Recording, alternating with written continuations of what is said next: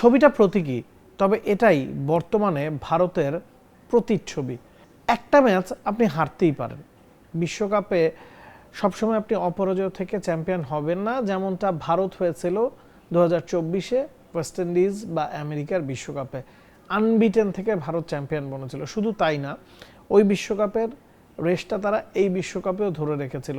টানা 12টা ম্যাচ জিতে তারা সাউথ আফ্রিকার বিপক্ষে নেমেছিল, মাঝখানে একটা নো রেজাল্ট ছিল।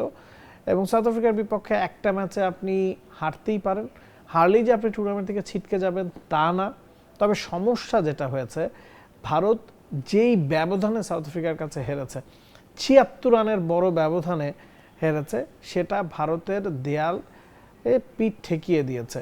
হ্যাঁ, এটাই সত্য, এটাই বাস্তবতা যে ভারতের সেমিফাইনাল খেলাটা এখন আর তাদের নিজেদের হাতে নেই।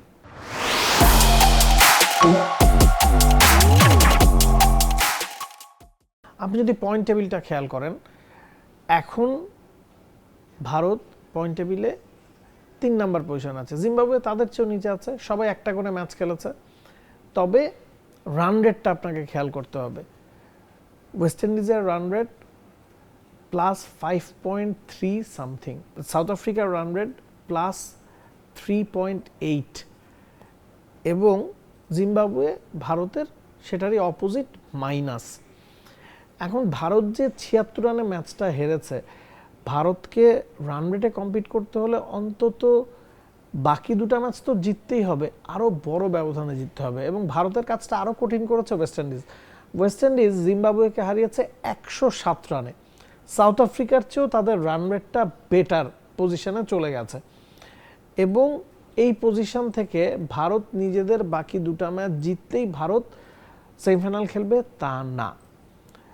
ভারতকে অবশ্যই ওয়েস্ট ইন্ডিজের বিপক্ষে জিততে হবে, অবশ্যই জিম্বাবুয়ের বিপক্ষে জিততে হবে, এবং প্রার্থনা করতে হবে সাউথ আফ্রিকা যে কোনো মূল্যে যেন ওয়েস্ট ইন্ডিজকে হারিয়ে দেয়।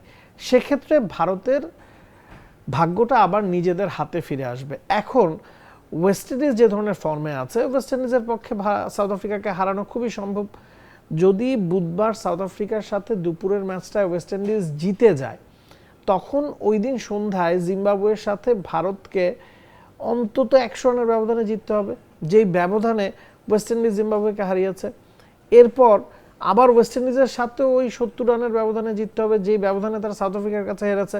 কারণ তখন Bharat, south Africa, West Indies 3টা দলেরই পয়েন্ট সমান হয়ে যাওয়ার কথা, যদি ধরে নেন আপনি যে জিম্বাবুয়েকে 3টা দলই হারিয়েছে। সেক্ষেত্রে রান রেটটা কাউন্ট হবে, কারণ হেড টু হেডে 3টা দলই সমান সমান, কারণ 3 দলই একজন আরেকজনের সাথে একটা করে ম্যাচ জিতেছে। তখন ওই রান রেটটা কাউন্ট হবে, এবং ওই রান রেটে ভারতের পক্ষে ওয়েস্ট ইন্ডিজ বা সাউথ আফ্রিকাকে টপকে যাওয়াটা খুব ডিফিকাল্ট হতে যাচ্ছে।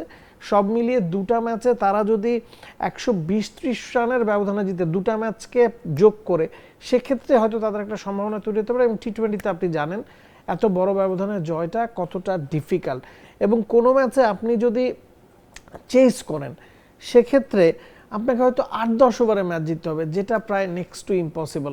তাই ভারতের এখন একটাই কাজ, বুধবার সাউথ আফ্রিকাকে সমর্থন করা। সাউথ আফ্রিকা যদি ওয়েস্ট ইন্ডিজকে হারিয়ে দেয়, সেক্ষেত্রে ভাগ্যটা নিজেদের হাতে ফিরবে, বাকি 2 ম্যাচ জিতলেই ভারত সেমিফাইনালে।